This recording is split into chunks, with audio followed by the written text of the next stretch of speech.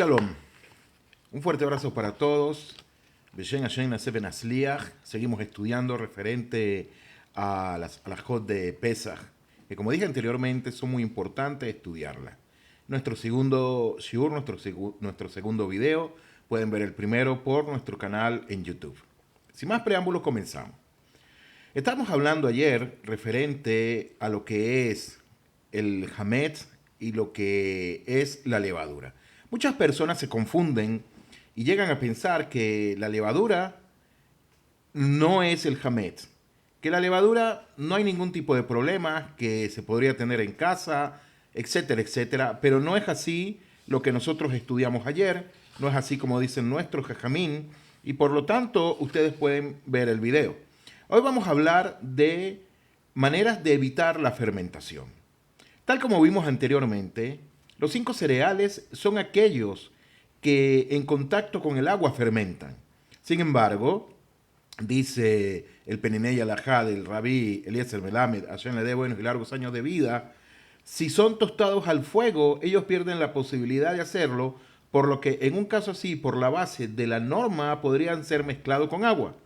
Sin embargo, nos va a decir que nuestros jajamim temieron que el tostado no esté bien hecho, y entonces al entrar en contacto con el agua fermenten, y por lo tanto es menester cuidarse de esto, al igual que los 5 cereales que no pasaron este proceso. Ahí jajamí nos están enseñando que referente a la fermentación de los 5 tipos de cereales, si ellos son tostados al fuego, dicen no hay ningún tipo de problema porque van a perder la propiedad de que ellos se fermenten como tal. Pero si somos más puntillosos, si somos más mahmirín referente al cumplimiento de la Torá, de no tener hametz y por supuesto no tener tampoco levaduras en nuestros hogares, nos dicen que nuestros jajamín temieron que el tostado no esté bien hecho, lo cual ya se estaría transgrediendo una misvá referente a Pesaj, y entonces al entrar en contacto con el agua fermenten, y por lo tanto es menester cuidarse de esto, al igual que los 5 cereales que no pasaron este proceso. Ahora bien, si estos cereales tostados entraron en contacto con agua por 18 minutos en reposo y se teme que hayan fermentado, está azur, totalmente prohibido obtener beneficio alguno de estos y deben de ser eliminados, como está escrito en el Shulchan Aruch 466.3, en la Mishnah Berurá 7. Todo lo antedicho que dijimos anteriormente y que estudiamos también el día de ayer, se refiere a granos que fueron tostados al fuego. Pero si lo que se tuesta al fuego es la harina, hay muchos de los poskim medievales que adoptaron una actitud más flexible y entienden que no se debe temer que la harina no haya sido tostada por completo y por lo tanto se la puede mezclar con agua o en un potaje sin temor a que resulte hametz, como enseña Rashi y el Rambam. Por otra parte, muchos de los jajamí medievales entienden que también en el caso de la harina cabe temer que no haya sido completamente tostada. Es decir, puede ser que la persona tenga safek referente a este tema. Es lo que están diciendo jajamín aquí. Por ejemplo, Rabeno Yeruham en Hagaod, Shamad Hagaod, Maimoniot y otros.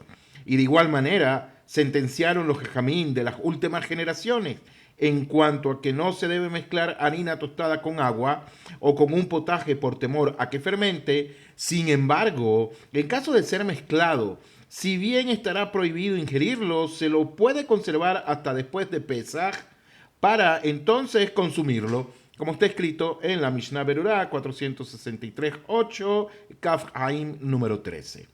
Sigue enseñando nuestro jajamín referente a este tema tan interesante que en el caso de la matzá, que fue correctamente horneada, existe consenso en cuanto a que ésta ya no podrá fermentar. Hoy estaba hablando con un compañero en la yeshiva y estábamos hablando referente a estas leyes, que lo interesante es que nosotros consumimos matzá y esta se hace de la harina, ¿najón?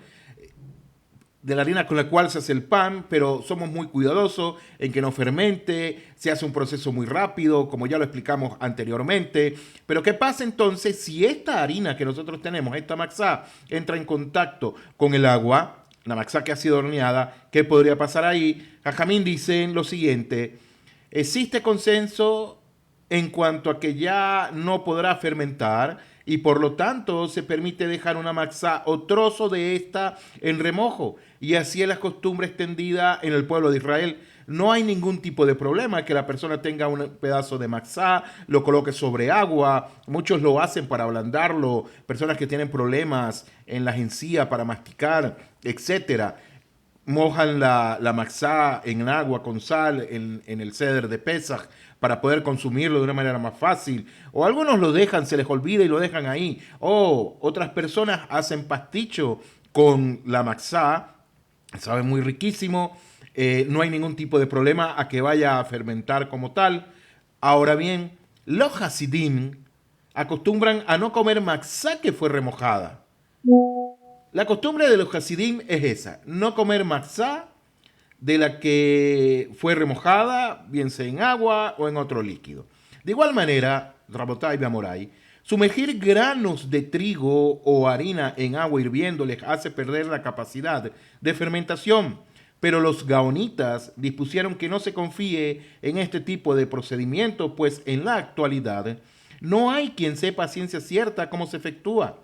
Y si el hervor no llegase a anular la capacidad de fermentación, podría suceder un proceso inverso de fermentación rápida, ya que, como vimos anteriormente, el calor ayuda a acelerar la fermentación.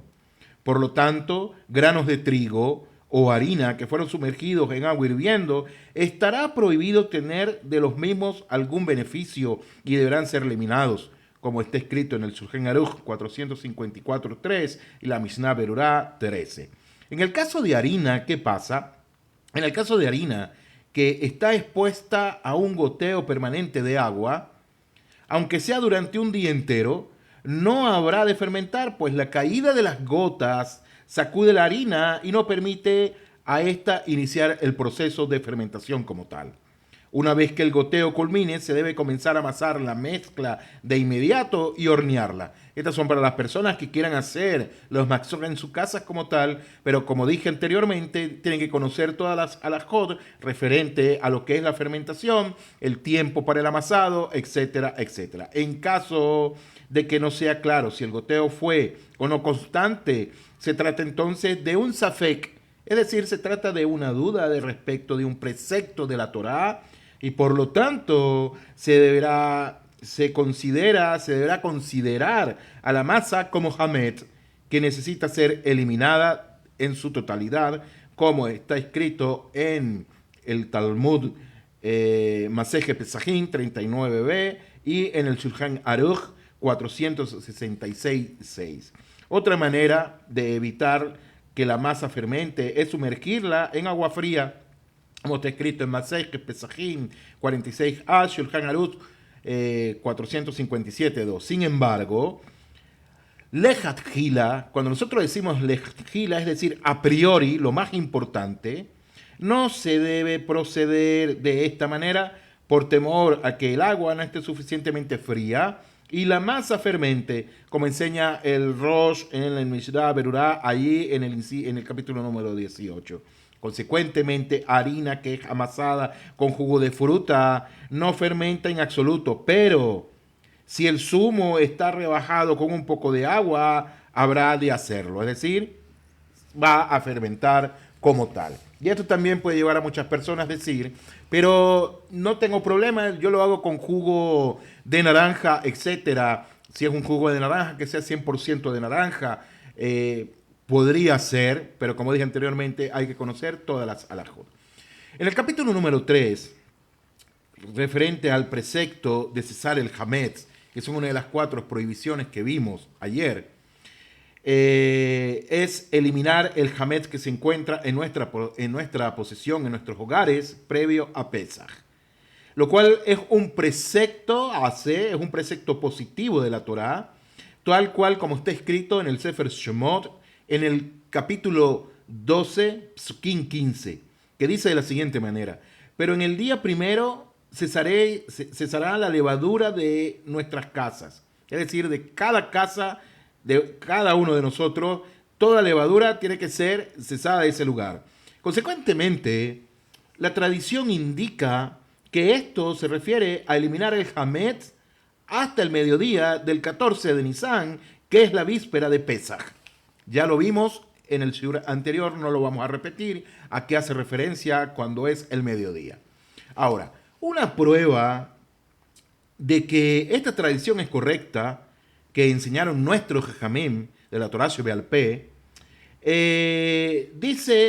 la encontramos en la misma Torah. Es decir, la misma Torah nos va a dar veracidad de la Torah Shebe'al Peh, de la tradición de nuestros jajamim que nos enseñaron referente a este tema, ya que está escrito en Shemot, Perej 34, Pskim 25, no habrás de sacrificar sobre leudo la sangre de mi sacrificio de Pesaj. O sea, no habrás de ofrendar el sacrificio de Pesaj si todavía posees Hametz y el horario de la faena ritual, es decir, la Shejitá.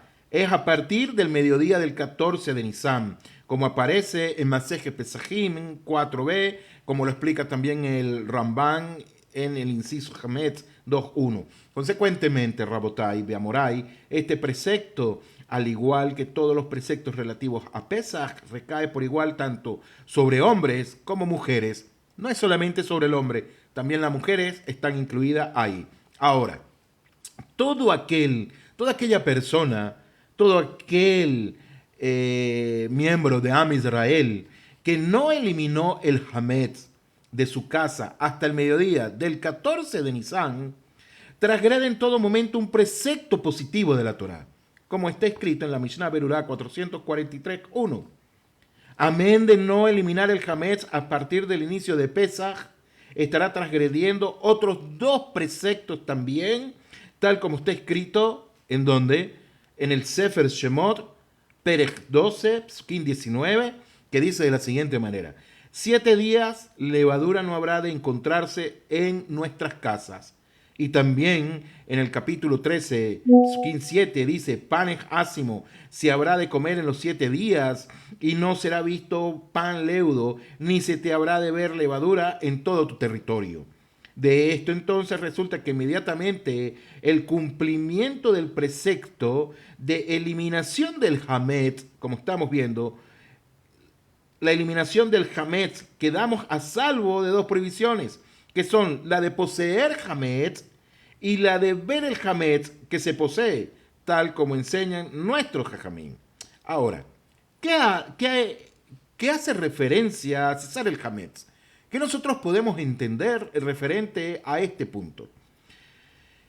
Cesar el Hametz es el primero en cumplirse de una serie de preceptos vinculados a Pesaj.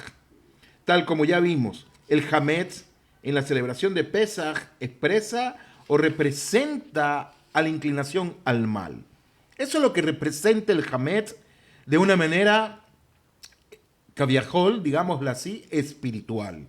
El Hametz representa lo que es la inclinación al Yetzer Hara. ¿Najón? Hoy estaba hablando con un compañero, Hashem le dé buenos largos años de vida en el trabajo referente a esto, y él me decía ¿para qué ser tan puntillosos?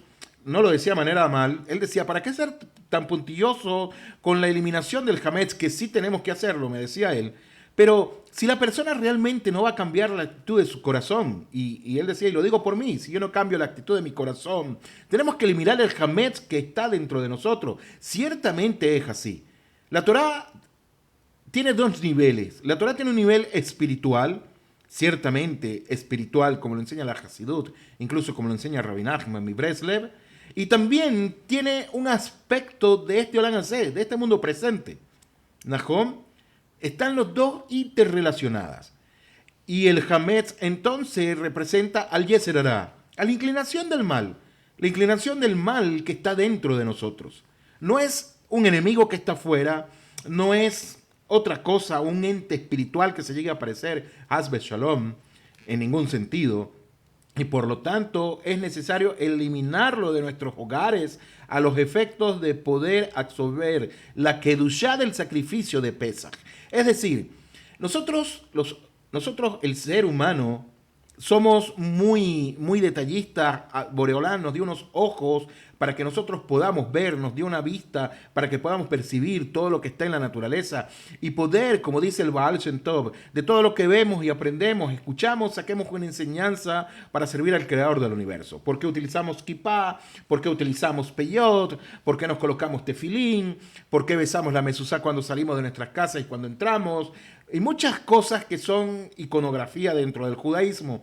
Todas ellas son para recordarnos que nosotros nos debemos a un acontecimiento espiritual, pero tenemos que también hacerlo en un nivel que es totalmente terrenal. Entonces, la eliminación del hametz de nuestras casas tiene que llevarnos a nosotros a una eliminación también profunda de esa yetzer hará, de esa inclinación del mal que está dentro de nosotros. Y ahí es cuando Jajamín se refiere en cesar el hametz, cesar ese yetzer hará que está en cada uno de nosotros, Rabotai. Eliminarlo, esforzarnos a eliminarlo. Y yo le decía a este querido compañero, a Hashem le dé buenos y largos años de vida, el judaísmo es perfecto, Boreolán es perfecto, pero nosotros somos los imperfectos. Y Hashem nos dejó todas estas ordenanzas referente a Pesaj y ser puntillosos en el cumplimiento de los mitzvot de Pesaj para hacer una mirada introspectiva de cada uno de nosotros y poder eliminar todo ese hametz que hay en cada uno de nosotros. Entonces, Rabotai, en el inciso número 2 del capítulo que estamos estudiando, en el capítulo número 3, nos habla... un momento.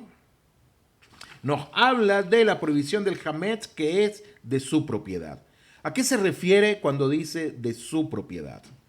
¿Será que nada más en mi casa? ¿Y qué pasa si yo tengo otros hogares también? Es decir, tengo una casa de veraneo, etcétera, etcétera. Tengo una fábrica, bejule. ¿Cómo aplica la halajá en este sentido?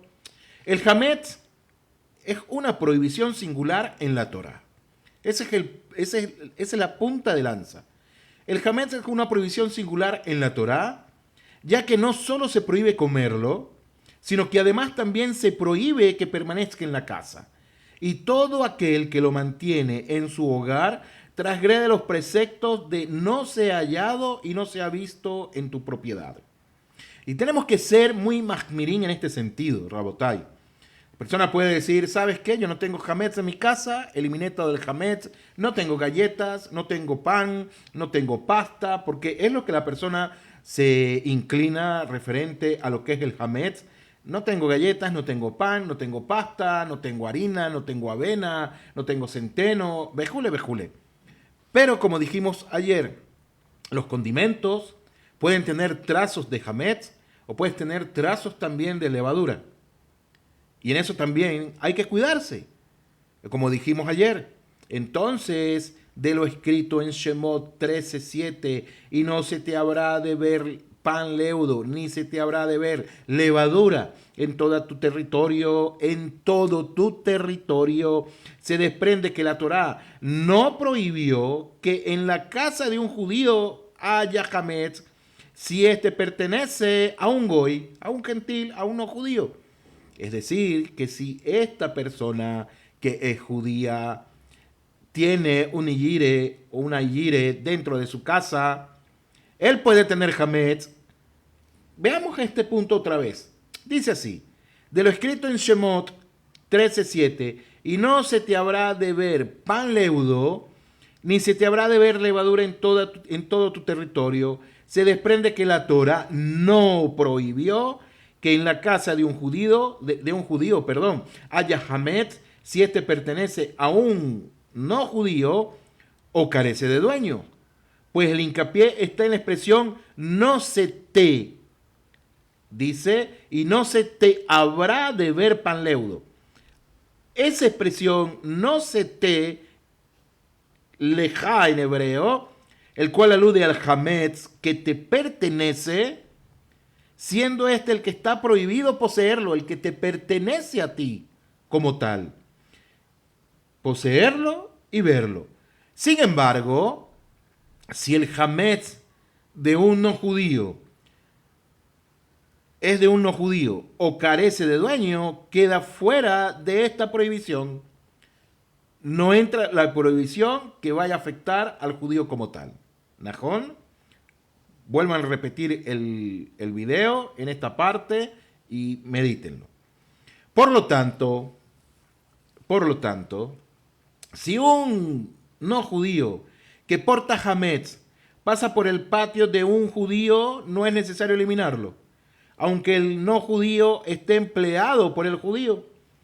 Otro tanto ocurre si antes de Pesaj un no judío deposita hametz en la casa de un judío, siempre y cuando este último no asuma la responsabilidad por el producto depositado, no es necesario eliminarlo. Es decir, viene el judío, contrató a una sirvienta, a un sirviente, etcétera, a un mayordomo, en el buen sentido de la palabra, para que esté en su casa, para limpiarle y por eso le paga, etcétera, etcétera. Y resulta ser que él metió unas galletas, ya hicieron la bedicá en la casa, limpiaron todo, etcétera. No es que el judío se va a agarrar ahora y se va a sacar los cabellos de la cabeza y va a decir qué fue lo que hiciste, etcétera. Porque la misma aplica para el judío, pero no aplica para el no judío. Pero si el no judío no se hace responsable de eso, no recae sobre él. Pero si él se hace, perdón, si él se hace responsable, es otra cosa. Como dice, siempre y cuando este último no asuma la responsabilidad por el producto depositado, no es necesario eliminarlo. Pero sí debe ser colocado tras un tabique divisorio de por lo menos 10 palmos de altura para de esa manera no comer de este por error. Como está escrito en el Shulchan Aruch 440, inciso 2. Es decir, no hay problema, no está transgrediendo ningún tipo de mitzvot, etcétera, etcétera, ningún tipo de halajá, pero tiene que haber una distinción en el hogar. Esto es de esta persona, para su consumo, no lo toquen, no lo podemos nosotros tocar, no lo podemos, por supuesto, comer, etcétera, etcétera, etcétera. Otra opción que enseña nuestro jajamim es guardar bajo llave el hametz en cuestión y ocultarlo, o guardarlo en un armario y luego pegar sobre sus puertas cintas adhesivas para que ésta actúe como recordatorio de sus contenidos y posteriormente habrá de intentar abrirlo. Es decir, hay una costumbre que nosotros tenemos y es la venta del hametz. Esa venta del hametz, nosotros, creo que la hablé ayer, la repito hoy nuevamente, nosotros le vendemos el hametz a un no judío. Le vendemos todo el hametz de nuestros hogares. ¿Mejor? Ese hametz se lo vendemos a ellos. Ya es de él. Él es el responsable de eso.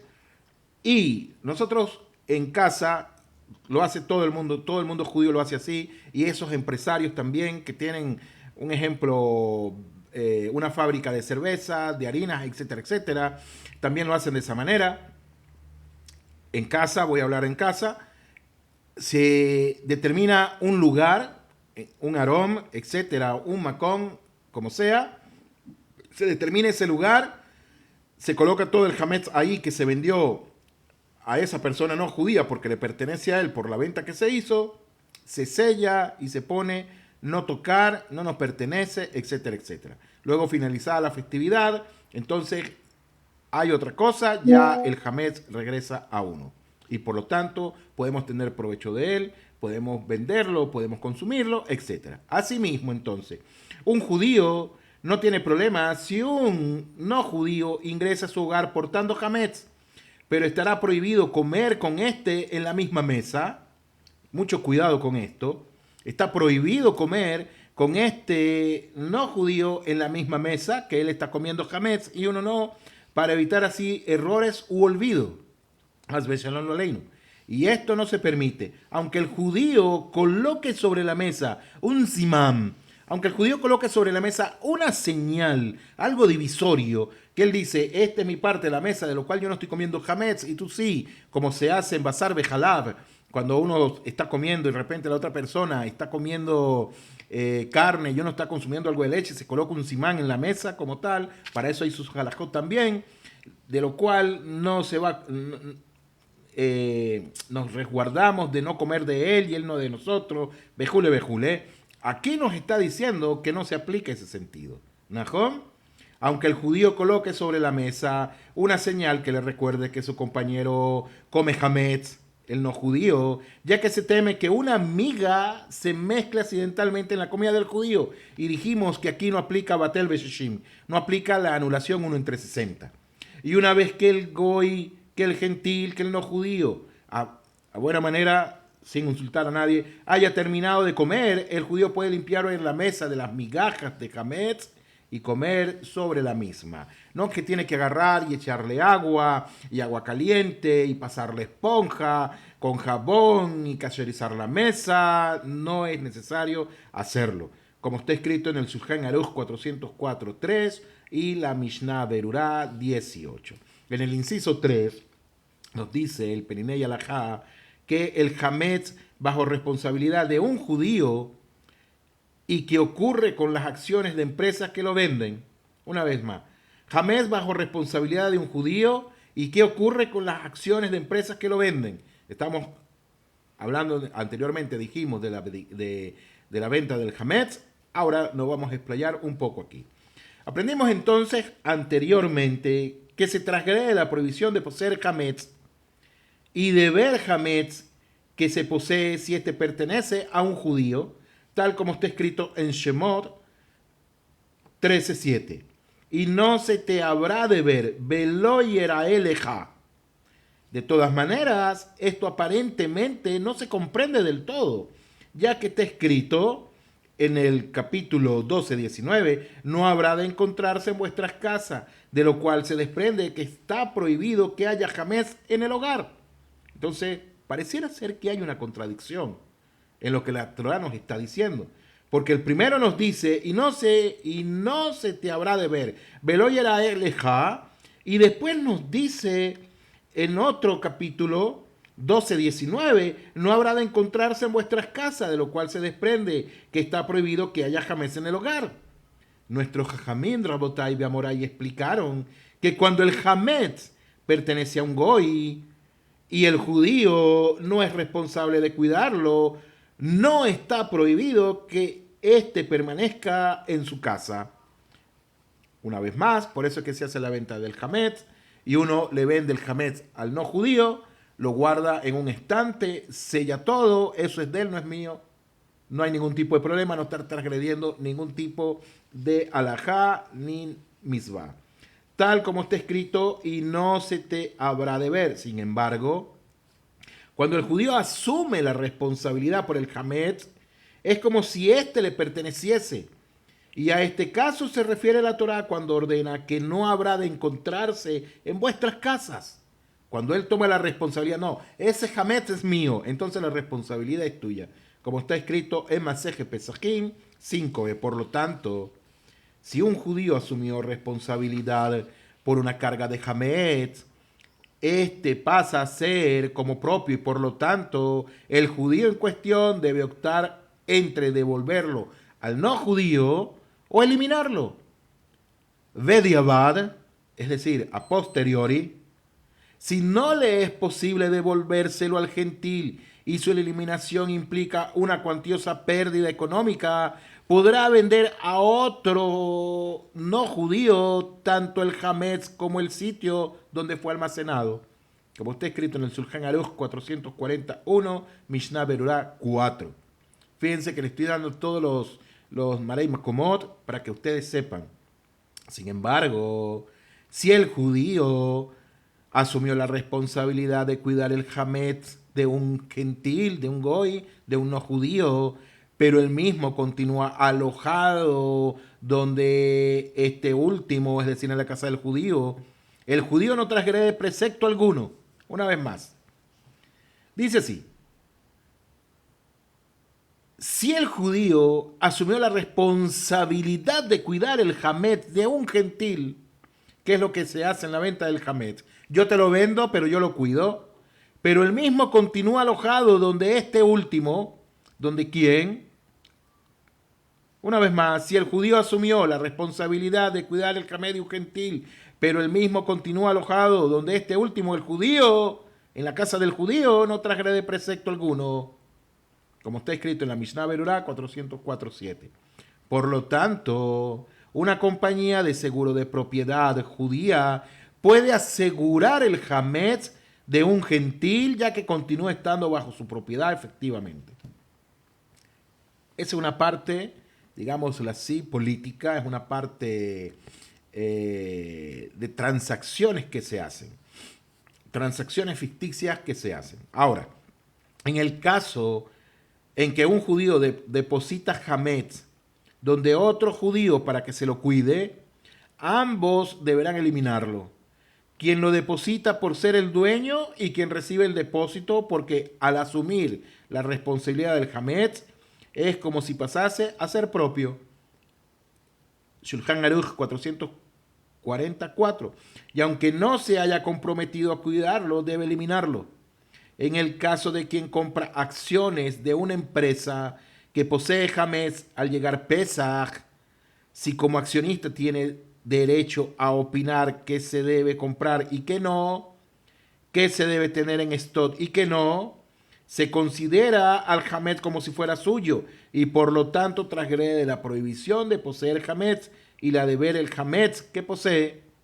Pero si carece del derecho de opinar, es decir, este judío es socio, pero él no opina referente en este tema de qué se va a comprar, qué hay en el estante, etcétera, etcétera. No tiene ningún tipo de derecho en ese sentido. En estas cuestiones se asemeja a todo lo demás accionista en cuanto a que la empresa en cuestión le debe un porcentaje determinado de su valor, pero los activos de la empresa no se lo consideran como suyos, por lo que no transgrede con el hametz que tiene la empresa en ese momento.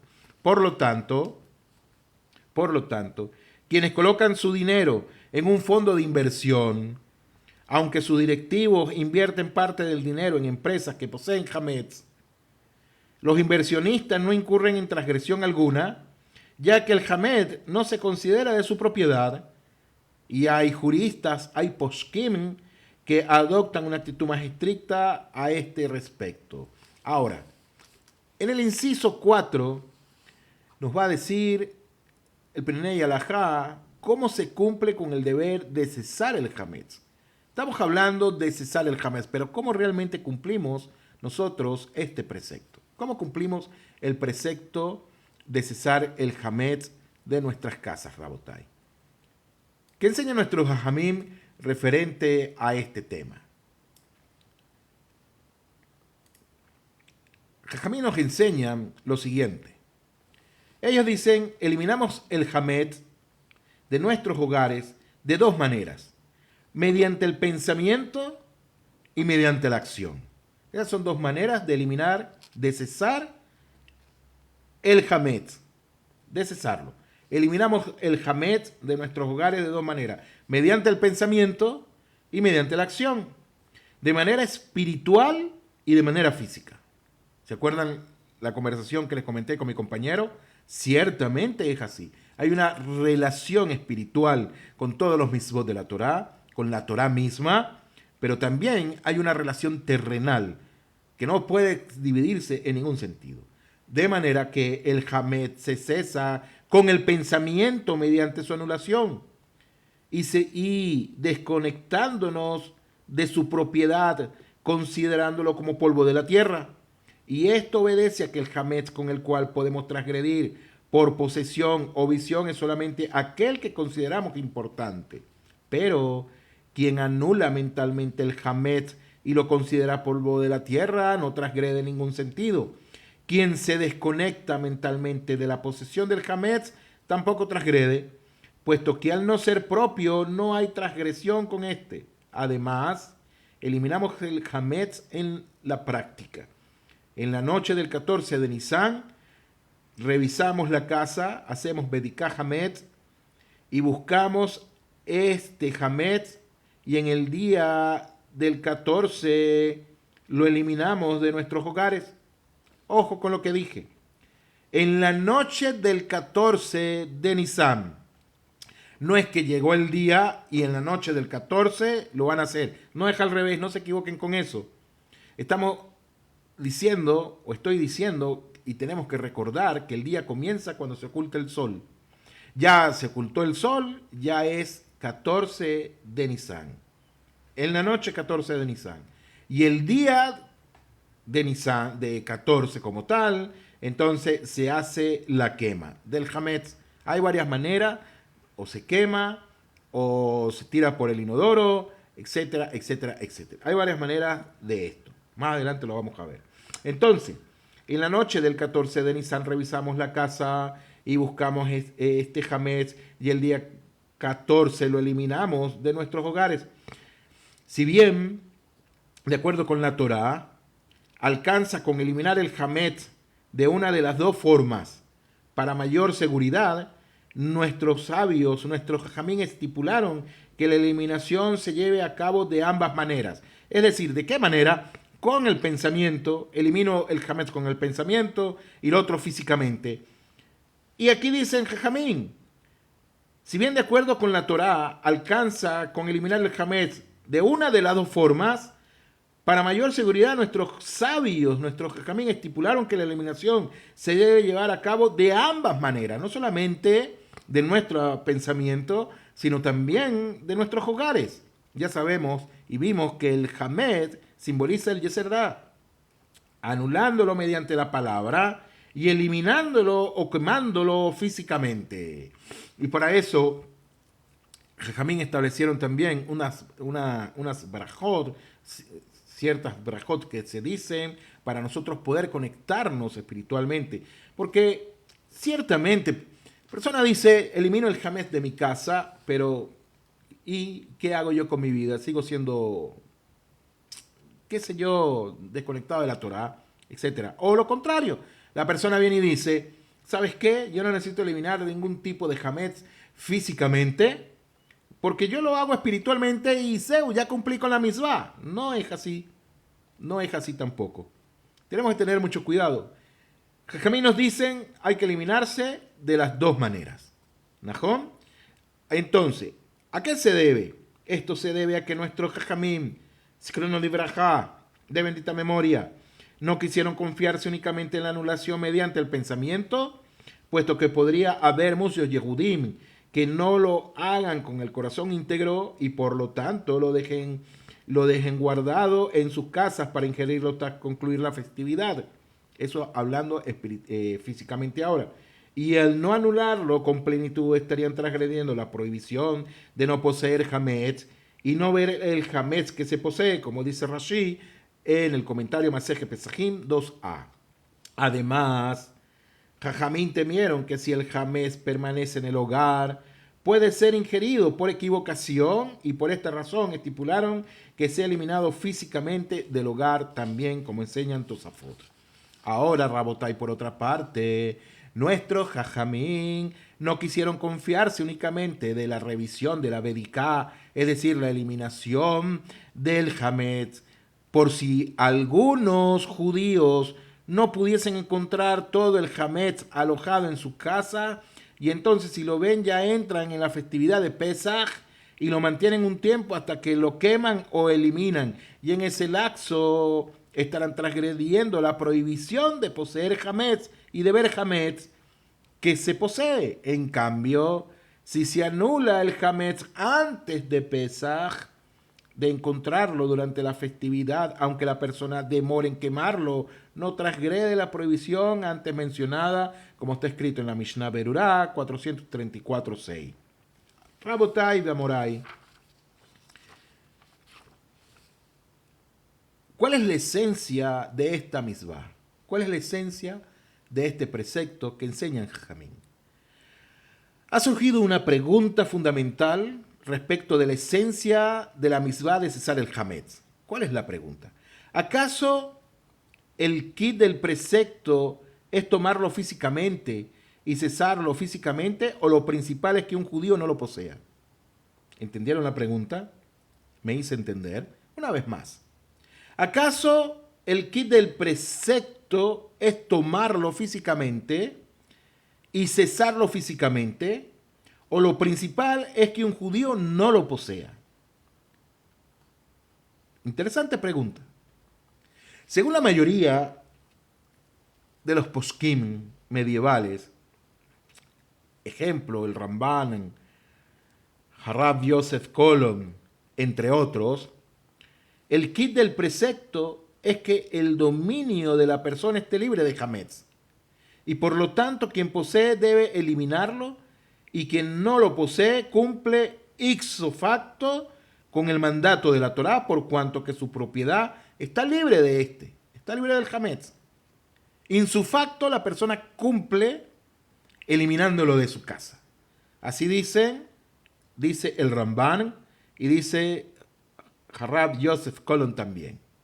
Sin embargo, de acuerdo con la opinión de otros jajamim medievales también, por ejemplo, Tosafot y el Ran, únicamente quien posee hametz ve en el deber de cumplir con el precepto de la cesación y al eliminarlo de su casa cumple con el mandato de la Torá ciertamente, mientras quien carece de hametz en sus dominios está exento del mismo. Por otra parte, según esta opinión vemos que no es necesario adquirir hametz para poder cumplir con el precepto de cesarlo. Si la persona no tiene ningún tipo de hametz, no tengo ya hametz en mi casa, pero quiero cumplir con la misbah, dice, no tienes hametz, no tienes que adquirir hametz para cumplirlo como tal. Eso es lo que dicen ellos, Tosafot y el Ran. Consecuentemente, Rabotai, de todas maneras, hay poskim de las últimas generaciones que opinan que en caso de carecer de hametz antes de Pesaj, es bueno comprar un poco del mismo para poder cumplir con el precepto de cesarlo, siguiendo la opinión de aquellos que consideran que esto debe ser efectivamente realizado. Ahora, ¿cuál es la halajá lemase? En la práctica, los tzadikim bene Israel, los justos hijos de Israel, intentan cumplir con su deber mahmirin, con excelencia, por lo que tienen el recaudo de poseer algo de hametz el 14 de Nisan, para cumplir así con el precepto de cesar el hametz en concomitancia con todas las opiniones. Y esto y más tiene el cuidado de cesar el hametz mediante su quema, pues según muchos de los poskim, esta es la mejor manera de hacerlo.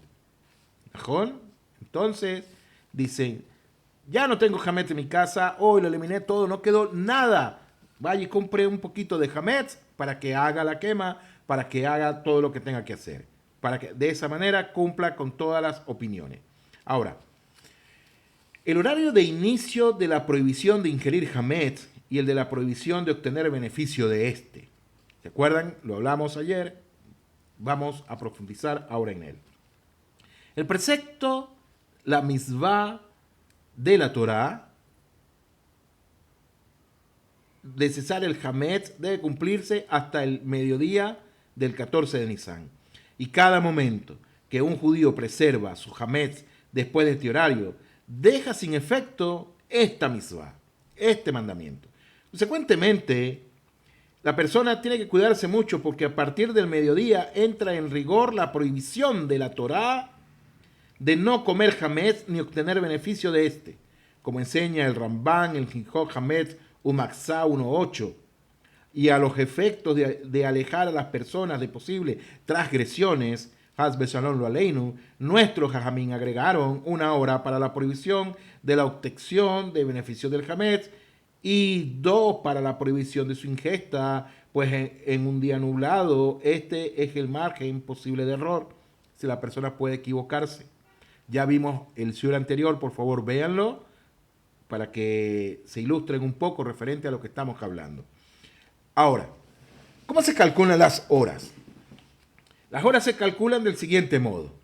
Ayer dijimos, repetimos, se dividen las horas del día en 12 partes iguales y cada una de estas se la denomina Sha'az Mani, es decir, hora temporal. Y al comenzar la quinta hora se prohíbe la ingestión de hametz al partir del inicio de la sexta, se prohíbe obtener beneficio de este, y a partir del inicio de la séptima entra en rigor la prohibición de la Torá de comer hametz o tener beneficio de este. Consecuentemente, de esto resulta que durante las primeras 4 horas del día 14 de Nisan se permite comer hametz. La persona puede decir, no tenemos que tener hametz, no se puede comer, sí se puede comer. Hay una hora establecida en la que podemos comer hametz. Y de hecho, algunos, para cumplir con excelencia, guardan suficiente incluso para comer y comen fuera de sus casas, en la puerta de la casa, etc. Interesante. Algunas costumbres que he visto aquí en Israel. Entonces, a partir del inicio de la quinta, pasa a estar prohibido su ingesta por precepto rabínico, pero se permite todavía obtener beneficio de este, por ejemplo, para alimentar a un animal o para venderlo a un no judío. Consecuentemente, al comenzar la sexta hora del día, se prohíbe rabínicamente obtener beneficios del hametz y por ende, como ya no se lo considera propiedad del judío, no se lo puede vender a un gentil, a un no judío o anularlo. Y por lo tanto, la única manera de cesarlo es quemándolo o moliéndolo y arrojándolo después al mar o dispersándolo al viento, como está escrito en el Shulchan Aruch 443.1. Una vez más, ¿cómo es la manera, la eliminación del hametz? Rabotai dice, al comenzar la sexta hora del día se prohíbe rabínicamente obtener beneficios del hametz, o por ende, como ya no se lo considera propiedad del judío, no se lo puede vender a un gentil o anularlo.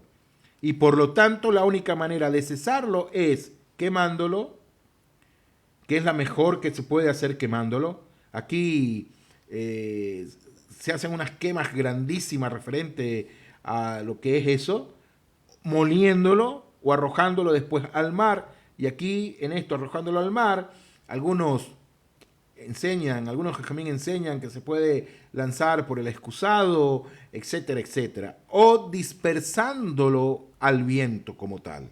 ¿Najón? Como está escrito en el Shulchan Aruch. Ahora, los posquín debatieron respecto del momento a partir del cual se comienza a contar las horas del día. Según el Magen Abraham, esto se hace a partir del momento en que despunta el alba.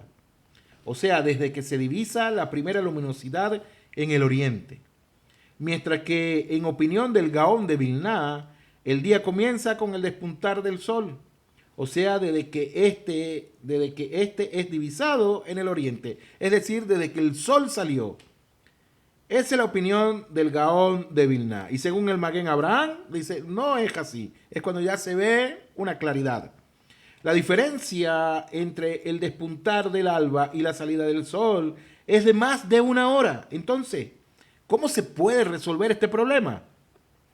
Imagínense, el problema tan grande.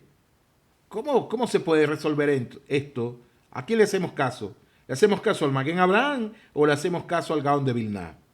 Rabotai, la diferencia entre el despuntar del alba y la salida del sol es de más de 1 hora, y por ello en todos los preceptos que se deben cumplir en 1 hora específica del día se menciona los 2 horarios. El más temprano según la opinión del Magen Abraham y el más tardío de acuerdo a la opinión del Gaón de Vilna.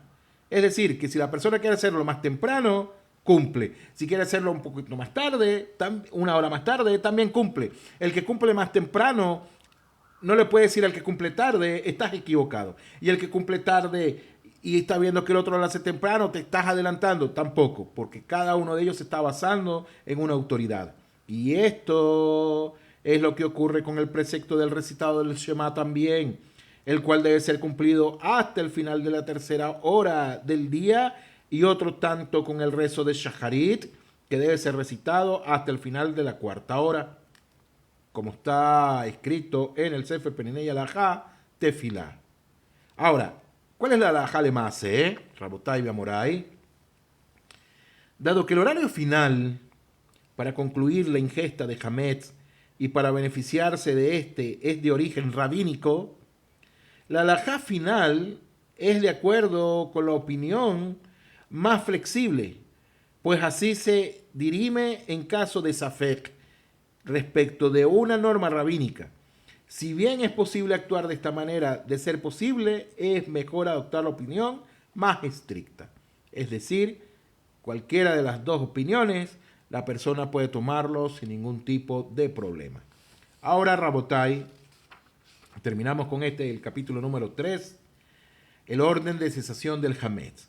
Tal como ya vimos en la halajá número 4, nosotros cesamos, es decir, eliminamos el Hametz de nuestros hogares mediante nuestro pensamiento y mediante nuestra acción, en un proceso que consta de 4 etapas. Preste mucha atención. No es solamente que la persona va a decir, no, yo con el pensamiento lo eliminé y ya está, pero en su casa tiene Hametz. O la persona lo sacó de su casa, pero en su pensamiento todavía hay cosas que no son correctas. Entonces, Rabotai enseña a nuestro Jajamín que esto se da mediante un proceso que consta de 4 etapas. Número 1, revisación o revisión del hogar como tal y de nosotros mismos, anulación, eliminación y nuevamente anulación. Pueden preguntarse, ¿cómo así? Revisión, anulación, eliminación y anulación, ¿cómo? Vamos a explicar. El proceso de cesación del Hametz tiene inicio ¿cuándo? Tiene inicio en la noche del 14 de Nisan, el 14 de Nisan, mediante la Bedikah Hametz, la búsqueda del Hametz. Y por medio de esta nos cercioramos de que en nuestro hogar no hay más Hametz que aquel que dejamos para consumir. ¿Se acuerdan que podemos consumir en la mañana? Para consumir y eliminar en la mañana siguiente. Inmediatamente después de la búsqueda anulamos el Hametz por vez primera. Es decir, cuando hacemos el Bedikah Hametz, anulamos ahí por vez primera y de esa manera lo cesamos mediante nuestro pensamiento. A la mañana siguiente, eliminamos en la práctica el Hametz que quedó en nuestra posesión y esto se acostumbra a hacer mediante la quema. Una vez realizada esta, se anula el Hametz por segunda vez y de este modo termina de desaparecer en nuestros pensamientos. Y es posible cesar el Hametz de otras dos maneras, vendiéndoselo a un goy o desentendiéndose del mismo. Vimos anteriormente, Rabotai y Amorai, que se transgrede por posesión o por ver el Hametz que se posee únicamente con aquel que es nuestro y por ende el único que debemos eliminar. Por ello, si vendemos el Hametz en cuestión a un gentil o nos desentendemos de él, no incurrimos en transgresión de posesión o visión. Y hacemos también estas dos fases. Ahora, ¿de esto qué resulta?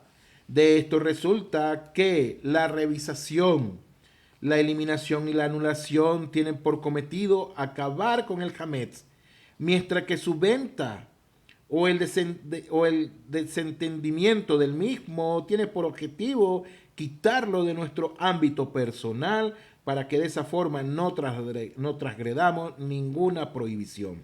Por lo tanto, mediante las acciones de revisación, eliminación y anulación, nosotros luchamos contra el Hametz. Luchamos contra el Yetzer Hará, mientras que al venderlo o desentendernos de este, desertamos el Hametz. Es posible cesar el Hametz por todos estos medios mencionados. Ahora, una vez que ya aprendimos los fundamentos del precepto de cesar el Hametz, en las próximas Alajot Bezrat Hashem aprenderemos los detalles de su cumplimiento. Primeramente veremos la regla de la revisión del Hametz, acto mediante el cual damos inicio a nuestra pugna contra el producto. Luego veremos las reglas de la anulación y la eliminación de este. Y más adelante nos ocuparemos de las reglas de venta del Hametz a un gentil para quienes deseen preservar el valor del mismo y eximirse del deber de eliminarlo. Quiero decirles que es muy profundo, las alajot de Pesa, muy extensa. Posiblemente no lo podamos estudiar todo, porque en un mes no se puede estudiar, al menos que estudiemos unas 3 horas seguidos, 4 o 5 horas seguidos. pero vamos a tratar de profundizar, de estudiar, pero esto que dije anteriormente, la venta, la eliminación, la anulación, cesar el Hametz, todo eso llevan a la Jot, de lo cual nosotros tenemos que cumplir. Muchísimas gracias, un fuerte abrazo. Bezrat Hashem, mañana subo el próximo. Todo lo mejor.